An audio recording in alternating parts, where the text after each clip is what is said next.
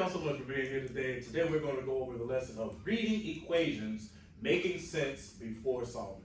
I am your lecturer for today, Kristofer Kidd, and this is for my lesson UED 505, Reading in the Content Area, and my professor is Dr. Laquita Vann James. Today we are going to learn how to read like a mathematician for grade levels 8 through 10, any content area that is teaching algebra.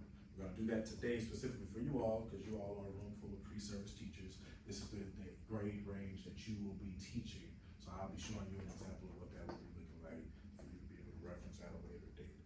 The Virginia Standard of Learning that we're going for today is Algebra 1, Mathematical Process Skills.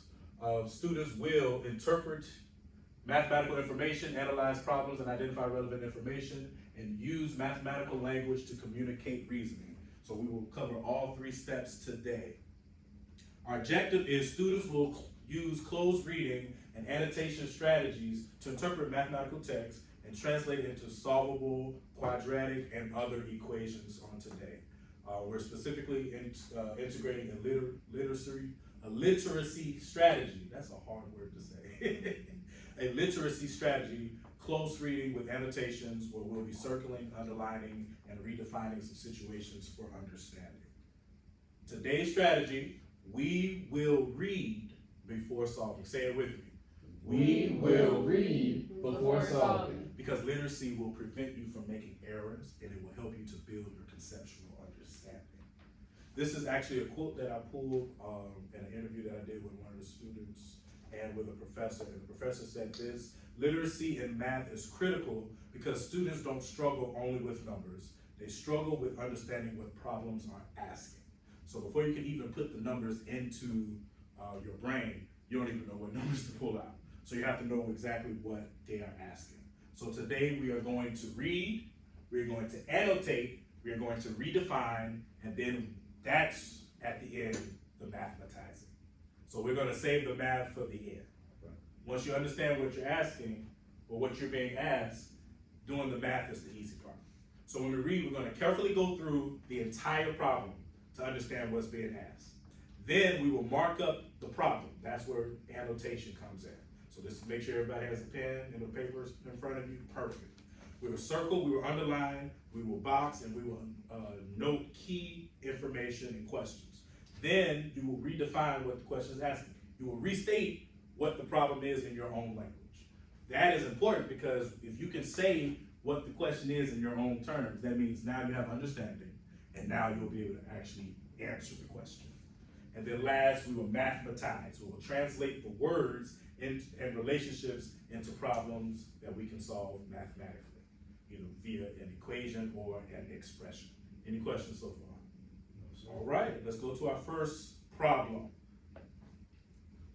First problem says, a ball is thrown upward from a height of 5 feet with an initial velocity of 20 feet per second. The height after t seconds is given by this equation: h of t equals negative 16t squared plus 20t plus 5. At what time will the ball hit the ground?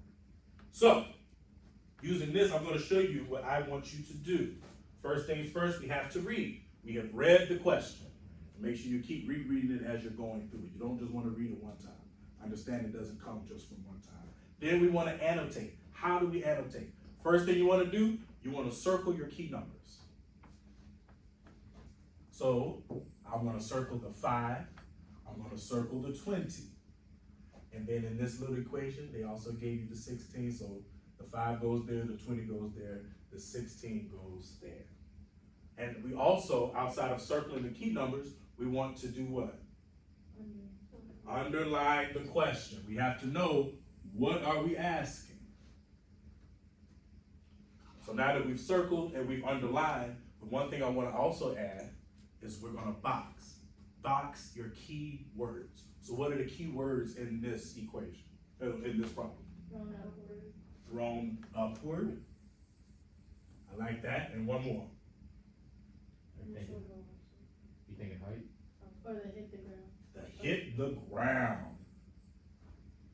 The thrown upward is good because that lets us know that we're not just going straight down. This isn't something that's going to be a downward situation, because we got to go upward, then we got to go downward. But the hit the ground part, I really like that. What does it mean when it says hit the ground? Let's rewrite that for our own understanding. If something's hitting the ground, what's the height when it hits the ground? 0 feet, ground level. 0 feet. So what it's saying is, what is the time when h of t, the height, is 0 when time? So at what time are we going to get the height to be 0? So we're gonna have to plug in the 0 into our equation. And now we plug in the 0 into the equation, because now that we have the 0, we will actually be able to solve this equation. If we don't know what we're solving for, we don't know whether substitute, we don't know what type of equation to use, what type of manipulation to do.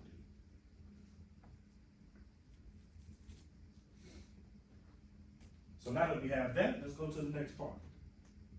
So we've circled, we've boxed, we've underlined, we have read, we have annotated, we have redefined, and now we have also mathematized.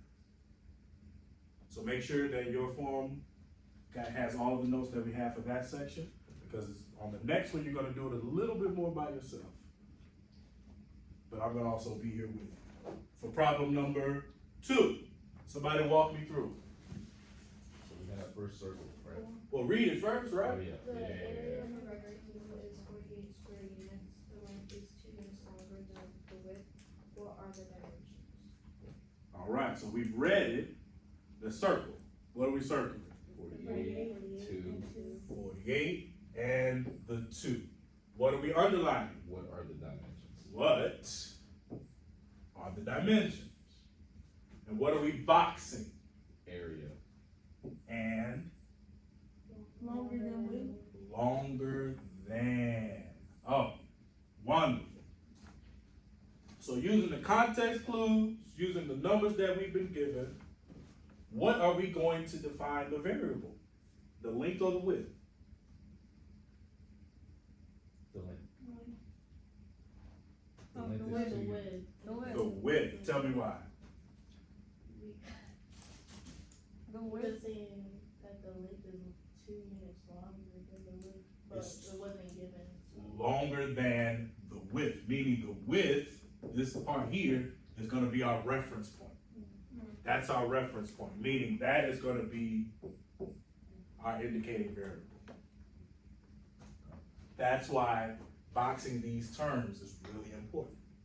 That lets you know, okay, that's where my important information is springboarding off of that. That's the longer than. But what about this area part? What does that come into? That's our formula that we're gonna use. That's the formula, so that'll come in later. What's gonna be the length? X plus 2. X plus 2, because it's 2 units longer than the width. So we have X and X plus 2. And now knowing that the area of a rectangle is what? Length times width. Length times width. What is gonna be our equation? X times X plus 2. X times X plus 2.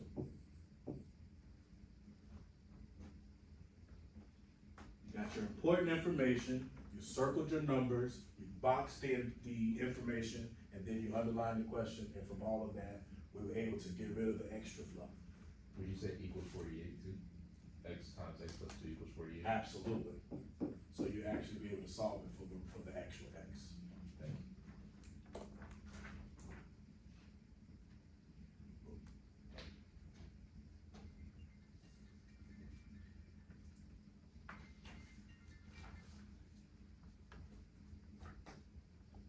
X times X plus 2 equals 48. So we annotated, we redefined, and then we mathematized. Now we have one more. I want you to do it on your paper.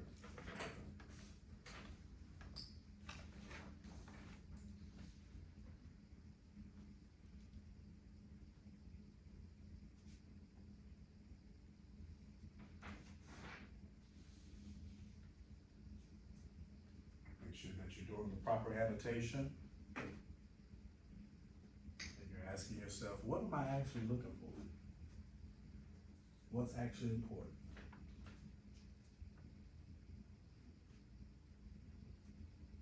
Make sure you confirm, okay, that I circled the right information.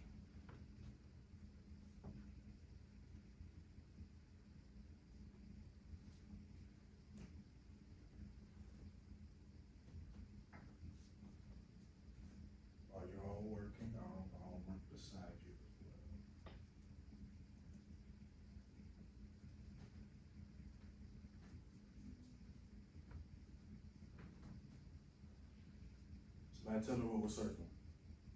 I said, Section 27, wrong.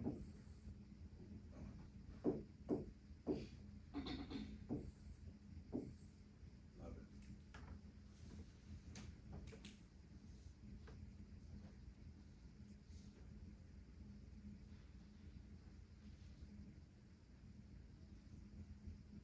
What are we boxing?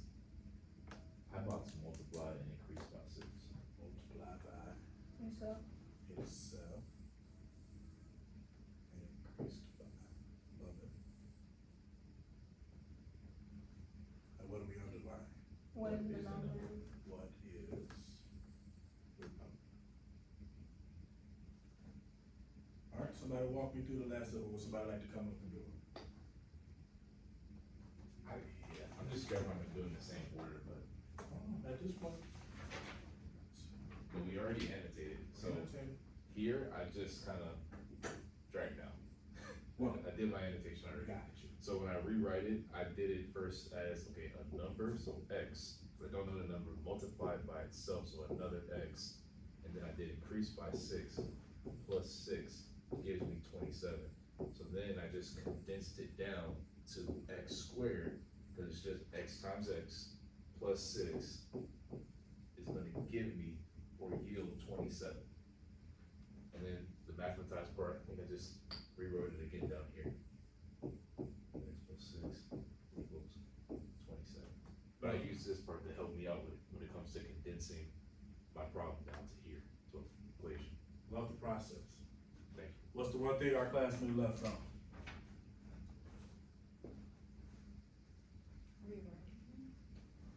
This and. Ooh. So that and says a number is multiplied by itself and increased by 6. Oh, no, I read that wrong. No, you're perfect. Okay. Look at that. See, reading is fundamental. No, that's okay. Yeah. But because it said increase by 6, I knew that was gonna be my next. That means That's why. you do that part and boom and 6. But the and is still important though. The and is still very important. You still want to notate that. So reading is very fundamental, because if you didn't read it right, like I just messed it up, this would have became x times x plus 6, because I fast read it, or I misread it and misinterpreted. This and this is two different things. It will get you separate situations if you plug in a value for x. So reading, making sure that you get the right outcome is gonna be very essential. That's why we have to make sure that we can read and math, because we can't math if we don't read. That was good. That was good. So last step, we looked at everything. We got x squared plus 6 equals 27. The objective that I told you earlier was students will use close reading and annotation strategies to interpret mathematical text and translate it into solvable quadratic and other equations. How did reading carefully help you solve the problem today? You'll write it on your paper to turn in on your way out. I would love for one of you to volunteer and give an answer to this. Yes? So speaking from a personal perspective, math has always been my challenging subject, and it's because I look at the problem and I read it, but I'm confused on what is being asked of me and where to stop. So using this annotation strategy helps me to take a moment to read and analyze and figure out exactly what is being asked of me, rather than just waiting for the problem to talk to me. It's talking to me step by step. Absolutely. And I love something that you said specifically. You said, take a moment.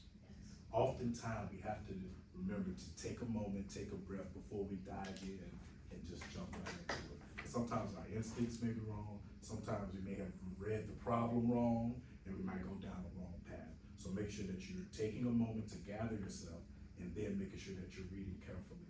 And then once you read carefully, you'll be able to annotate, you'll be able to redefine, and then at that point, you'll be able to mathematize.